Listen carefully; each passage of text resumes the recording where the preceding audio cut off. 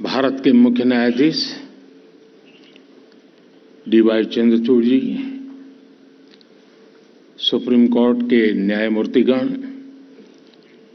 विभिन्न high court के मुख्य न्यायाधीश, विदेशों से आए हुए हमारे मेहमान जजेस, केंद्रीय कानून मंत्री अर्जुन राम मेघवाल जी, अटॉर्नी जनरल वेंकट रमानी जी, बार काउंसिल के chairman Manan Kumar Mishra ji, supreme court bar association के अध्यक्ष डॉक्टर आदिश अग्रवाला जी, अन्य महानुभाव, देवी और सज्जनों, 2 दिन पहले भारत के संविधान ने अपने 75 वर्ष में प्रवेश किया है। आज भारत के सुप्रीम कोर्ट के भी 75वें वर्ष का शुभारंभ हुआ है। इस ऐतिहासिक अवसर पर आप सभी के बीच आना अपने आप में सुखद है। मैं आप सभी न्यायविदों को इस अवसर पर अपनी शुभकामनाएं देता हूं। साथियों, भारत के संविधान निर्माताओं ने स्वतंत्रता, समानता और न्याय के सिद्धांतों वाले स्वतंत्र भारत का सपना देखा था। भारत के सुप्रीम कोर्ट ने इन सिद्धांतों के संरक्षण का निरंतर प्रयास किया है। अभिव्यक्ति की आजादी हो, व्यक्तिगत स्वतंत्रता हो, सामाजिक न्याय, सोशल जस्टिस हो, सर्वोच्च न्यायालय ने भारत की वाइब्रेंट डेमोक्रेसी को निरंतर सशक्त किया। 7 दशकों से भी लंबी इस यात्रा में सुप्रीम कोर्ट ने इंडिविजुअल राइट्स और फ्रीडम ऑफ स्पीच पर कई महत्वपूर्ण निर्णय किए हैं। इन फैसलों ने देश के सोशियो पॉलिटिकल परिवेश को एक नई दिशा दी है। साथियों, आज भारत की हर संस्था, हर संगठन, कार्यपालिका हो या विधायिका, अगले 25 वर्षों के लक्ष्यों को सामने रखकर काम कर रही है। इसी सोच के साथ आज देश में बड़े बड़े रिफॉर्म्स भी हो रहे हैं। भारत की आज की आर्थिक नीतियां कल के उज्जवल भारत का आधार बनेगी। भारत में आज बनाए जा रहे कानून कल के उज्जवल भारत को और मजबूत करेंगे। बदलती हुई वैश्विक परिस्थितियों में आज पूरी दुनिया की नजर भारत पर है। पूरी दुनिया का भरोसा भारत पर बढ़ रहा है। ऐसे में आज भारत के लिए जरूरी है कि हम हर अवसर का लाभ उठाएं, कोई भी अवसर जाने न दें। आज भारत की प्राथमिकता है ease of living, ease of doing business, ease of travel, ease of communication और साथ ही ईज ऑफ जस्टिस। भारत के नागरिक ईज ऑफ जस्टिस के हकदार है और सुप्रीम कोर्ट इसका प्रमुख माध्यम है।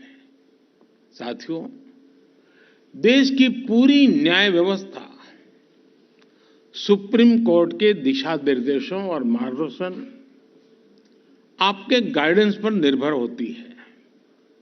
ये हमारा कर्तव्य है कि इस कोर्ट की एक्सेसिबिलिटी भारत के अंतिम छोर तक हो और इससे हर भारतीय की आवश्यकताएं पूरी हो सके। इसी सोच के साथ कुछ समय पहले ई कोर्ट मिशन प्रोजेक्ट के तीसरे चरण को स्वीकृति दी है। इसके लिए दूसरे फेज से 4 गुना ज्यादा राशि को मंजूरी दी गई है। ये तो आपका विषय है, ताली बजा सकते हैं। मनन मिश्रा में ताली न बजाए वो तो मैं समझ सकता हूं, वो आपके लिए कठिन काम था। मुझे खुशी है कि देश भर की अदालतों के डिजिटाइजेशन को चीफ जस्टिस चंद्रचूड़ खुद मॉनिटर कर रहे हैं। ईज ऑफ जस्टिस के प्रयासों के लिए मैं उन्हें बधाई देता हूं। साथियों, हमारी सरकार अदालतों में फिजिकल इंफ्रास्ट्रक्चर को सुधारने के लिए भी प्रतिबद्ध है। 2014 के बाद से इसके लिए 7,000 करोड़ रुपए से ज्यादा राशि वितरित की जा चुकी है। मैं वर्तमान सुप्रीम कोर्ट बिल्डिंग में आप सभी को आ रही दिक्कतों से भी अवगत हूं। पिछले सप्ताह ही सरकार ने सुप्रीम कोर्ट बिल्डिंग कॉम्प्लेक्स के विस्तार के लिए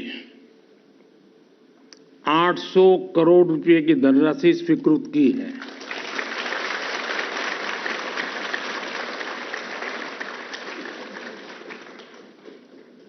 बस अब आप लोगों के पास कोई संसद भवन की तरह पिटीशन लेकर ना आ जाए कि फिजूल खर्ची हो रही है। साथियों, आज आपने मुझे सुप्रीम कोर्ट के कुछ डिजिटल इनिशिएटिव का शुभारंभ करने का भी मौका दिया है। डिजिटल सुप्रीम कोर्ट रिपोर्ट्स की मदद से सर्वोच्च न्यायालय के निर्णय अब डिजिटल फॉर्मेट में भी मिल सकेंगे। मुझे देखकर अच्छा लगा कि सुप्रीम कोर्ट के फैसलों को स्थानीय भाषाओं में ट्रांसलेट कराने की व्यवस्था भी शुरू कर दी गई है। मुझे उम्मीद है कि देश की अन्य अदालतों में भी जल्द ऐसी व्यवस्था हो सकेगी। साथियों, आज टेक्नोलॉजी कैसे ईज ऑफ जस्टिस में मददगार साबित हो सकती है, इसका एक कार्यक्रम अपने आप में एक उदाहरण है। मेरा ये संबोधन अभी एआई की मदद से इसी वक्त इंग्लिश में ट्रांसलेट हो रहा है और आप में से कुछ लोग भाषिणी ऐप के माध्यम से उसे सुन भी रहे हैं।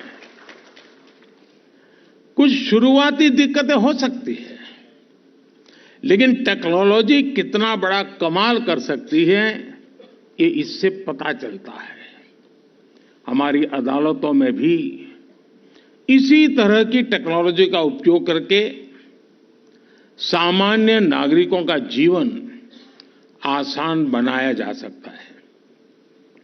आपको याद होगा, मैंने कुछ समय पहले कानूनों को सरल भाषा में लिखे जाने की बात कही थी। मैं समझता हूं कि अदालत के निर्णयों का आसान भाषा में लिखे जाने से आम लोगों को और मदद मिलेगी। साथियों, अमृतकाल के हमारे कानूनों में भारतीयता और आधुनिकता की समान भावना दिखनी भी उतनी आवश्यक है। वर्तमान की परिस्थितियां और बेस्ट प्रैक्टिसेस के अनुरूप सरकार भी कानूनों को मॉडर्नाइज करने पर काम कर रही है। पुराने कॉलोनियल क्रिमिनल लॉज को खत्म करके सरकार ने भारतीय नागरिक सुरक्षा संहिता, भारतीय न्याय संहिता और भारतीय साक्ष्य अधिनियम की व्यवस्था शुरू की है।